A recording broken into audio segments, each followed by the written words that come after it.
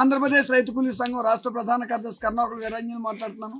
ప్రధానంగా రాజమండ్రిలో మొన్న జరిగినటువంటి ప్రియాంక మెడికో స్టూడెంట్ సంబంధించిన విషయంలో జిఎస్ఎల్ మెడికల్ ఇన్స్టిట్యూషన్స్ మరియు కిమ్యూ ఇంటర్నేషనల్ యూనివర్సిటీ భాగస్వామ్యంతో ఇండియన్ అలైన్డ్ ఎంబీబీఎస్ కోర్స్ అడ్మిషన్లు అందిస్తోంది నియో. నాకు కావాలనే కూటమి ప్రభుత్వం వచ్చిన తర్వాత ఇలాంటి ఘటనలు జరుగుతున్నాయి. ఆ మెడికో విద్యార్థి సీరియస్గా ఉంది హైదరాబాద్ హాస్పిటల్లో. ఆ మెడికో విద్యార్థికి ఖచ్చితంగా ప్రభుత్వం నుంచి ఒక 5 కోట్లు నష్టపరిహారం ఇవ్వాలి. అసలు ఆ కూటమి ప్రభుత్వం వచ్చిన తర్వాత మహిళలకి రక్షణ లేకుండా పోయింది. మెడికో విద్యార్థికి రక్షణ లేకపోతే ఇంకేం సామాన్య మహిళలకి ఏం రక్షణ ఉంటుంది? అందుకని ఏమన్నా ఉంటే ఈ సినిమా థియేటర్ ఏదైనా ఆదిత్య మాల్ ఏదైతే ఉందో వాడి మీద కూడా చర్యలు తీసుకోవాలి. వాడు కనీస జాగ్రత్తలు పాటించకుండా కనీస చర్యలు తీసుకోకుండా దీనికి కారకుడైనటువంటి వాడిని కూడా ఎటంటూ మర్డర్ కేసు పెట్టి అరెస్ట్ చేయాలి.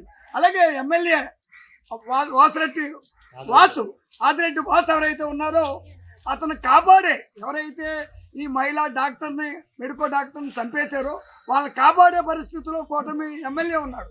అందుకే అతని మీద కూడా ఆందోళన చేయాలి.